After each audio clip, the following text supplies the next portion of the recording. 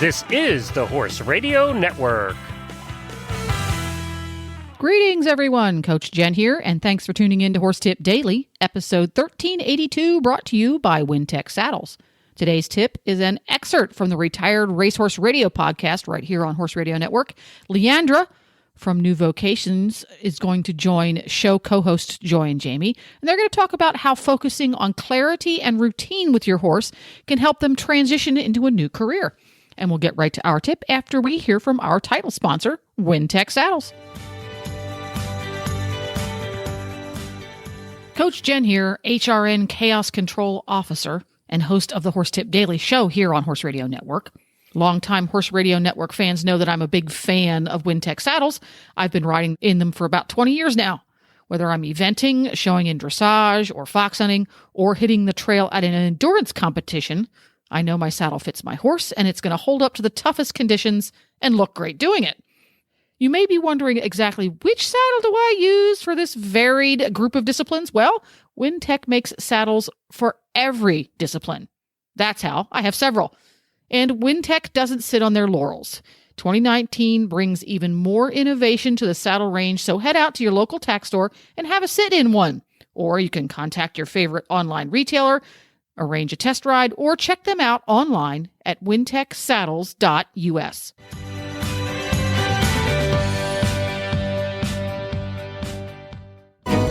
As always, we'd love to have the Kentucky Facility Director and Trainer, Leandra Cooper, on. Hello, Leandra. Well, hello.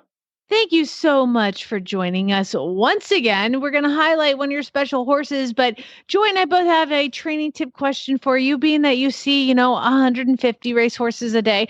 I want to know, we're kind of both wondering, what are some good ways to create relaxation in a horse that's right off the track? They come off the track, they have a little bit of downtime, they're being restarted, but they're still thinking, I'm a racehorse.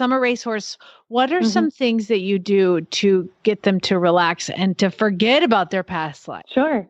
Well, there are a million different things and tips that you could apply for those scenarios. And obviously every horse is going to be a little different, but I will say the two big picture concepts that I try to stick with are clarity and routine.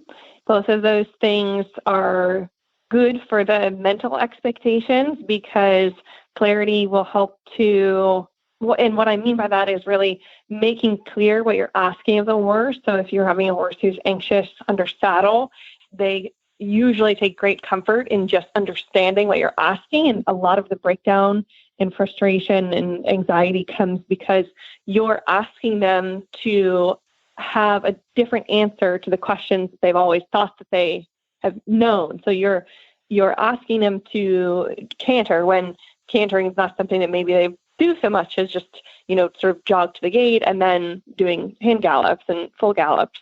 So you're going through a mental transition. And so being as clear about your ask and your expectations is something that's going to help bring relaxation over time because of that understanding. And the second one being routine, because in a very similar sense, this addresses the mental part of that transition where you can establish comfort because they're very routine-based creatures and you're asking them to, like obviously going from the track to a different barn environment can be very, very different. They have very structured routines many times the track. And so you can try to establish a new routine rather than just have it be totally up in the air. There is great comfort for them mentally to be taken from that routine. And that might just be with my horse, there's stretches that we do every day, or just,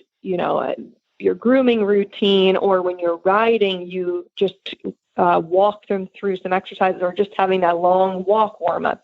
Those are really basic things that you can apply to just about any scenario.